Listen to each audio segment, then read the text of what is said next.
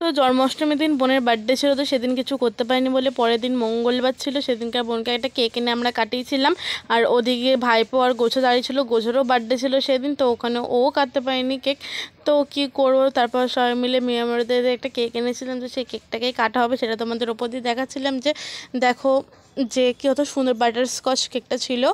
আর এই যে কোয়েল বলে নামটা লেখা, এটা হলো আমার বার্থডের কেক। যেহেতু কোনো কাউকে বলা হয়নি যে ঘরোয়াভাবেই করা হয়েছে বার্থডে, তো ওর জন্য ছোট একটা কেকই আনা হয়েছিল।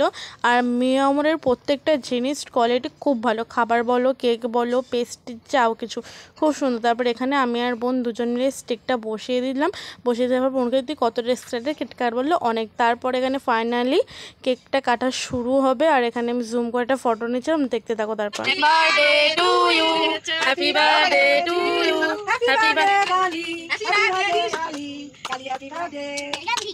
তারপর এখানে কেক কাটার পর এরা সবাইকে কেক টেক খাইয়ে দিল, খাওয়ানোর পর ওকে খাওয়াতে গিয়ে বাবা থেকে কেকটাকে নিয়ে মাখাচ্ছে, ভাবো কতটা।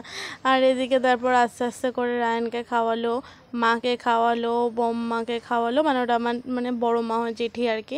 তারপর আমাকে একটু খাইয়ে দিল। আমি আমাকে ভিডিওটা ভালো লাগলে লাইক কমেন্ট শেয়ার সাবস্ক্রাইব করো, টাটা।